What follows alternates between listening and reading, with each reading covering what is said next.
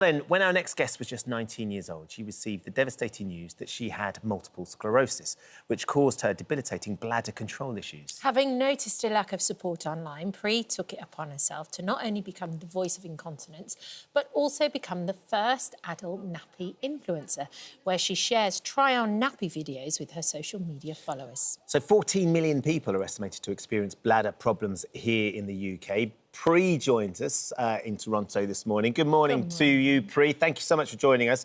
We'll talk to you in just a second. Dr Sara is here in the studio with us. Sara, let's start with urinary incontinence. What is it? What causes it? OK, it's the unintentional passing of urine. And there are several different types. So more commonly, stress incontinence. So that's when your bladder is under pressure. So coughing, sneezing, laughing.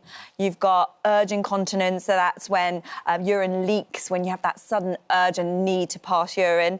You can even have a mixture of the two of those. There's also overflow incontinence. So you can't fully empty your bladder and that causes it to leak. And then there's total incontinence, so your bladder just can't store any urine at all, so you're either constantly leaking or frequently leaking. Now, there are lots of different causes, but the main causes tend to be the weakening or the damage of the muscles that help you determine whether or not you're going to pass urine. So that's your pelvic floor muscles and your urinary sphincter muscles. And you can also have overactivity of those bladder muscles. You can also have obstruction of the bladder that can cause it.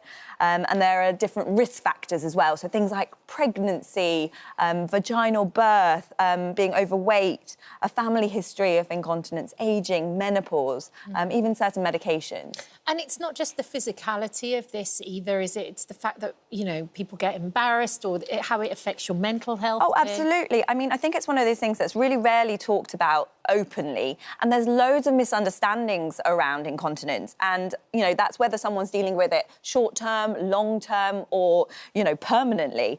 And according to the Royal College of Obstetricians and Gynecologists, 53% of women who had this kind of pelvic floor dysfunction did not seek help, and that is because, well, 39% said that they thought that their symptoms were normal, you know, that this is just the way it's going to be, we just have to put up with it. Yeah. And then 21% said it was because they were too embarrassed. And I think that's a narrative that just has to change, and that's why people like Pree are so needed. Well, let's talk to Pree, because you're absolutely right, Sara. When you see what Pree's doing and how she's doing it, and the courage and the honesty with which you attack your situation is so compelling, Pree. You got your diagnosis of multiple sclerosis at 19. What was that moment like for you when you got that diagnosis? Oh man, it feels surreal. Okay, so when I was 19, it was really hard because I didn't have anyone to talk to. And because of that, it was very depressing for me because I was also going through incontinence, and it was like there were just so many problems going on and there was no one to talk to, and I was just depressed. It was just a dark time for me. And that, how, we're talking specifically about incontinence. You've become so positively understood and seen for talking about your incontinence.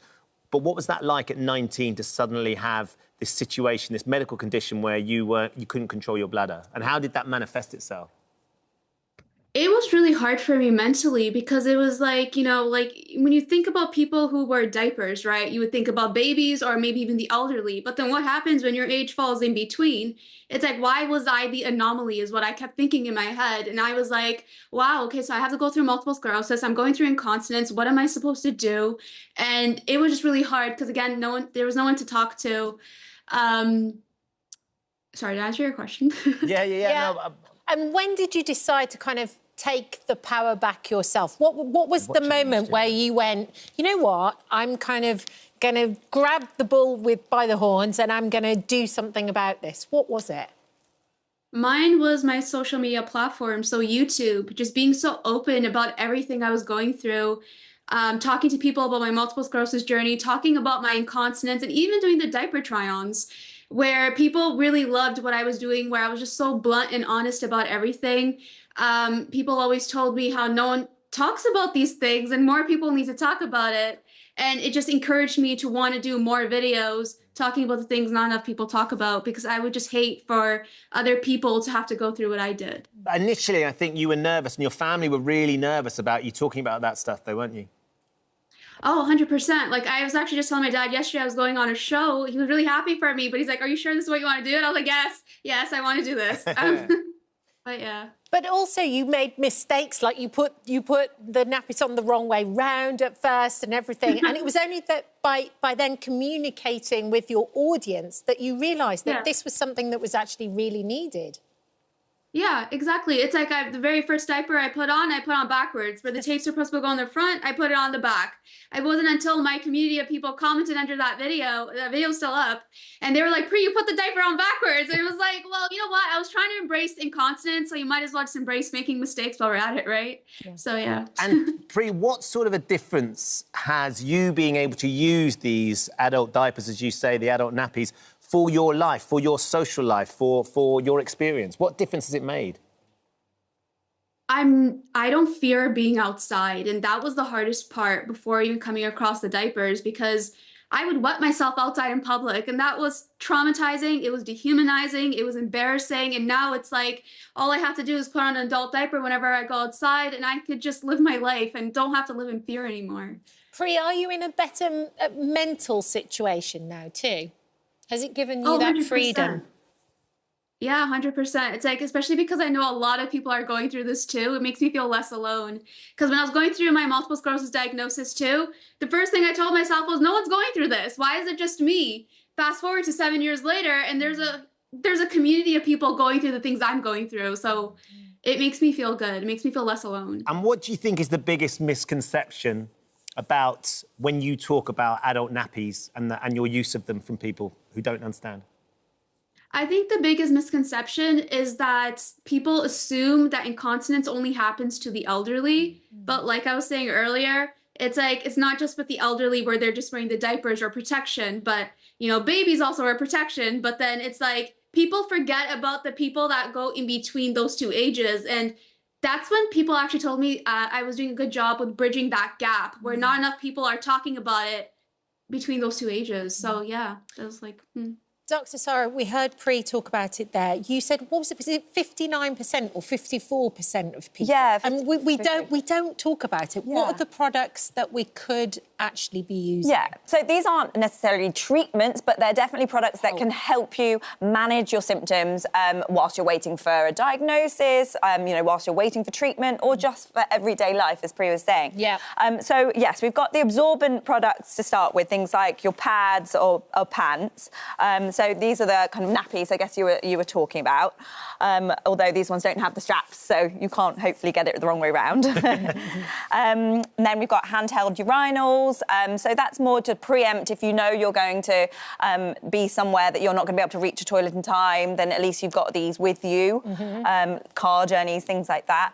And then you've got sheaths that men can use. It's like a condom almost, with the tube connected so that you can then pass urine into that. We've got disposable or washable pads that you can put on your bed or on a chair.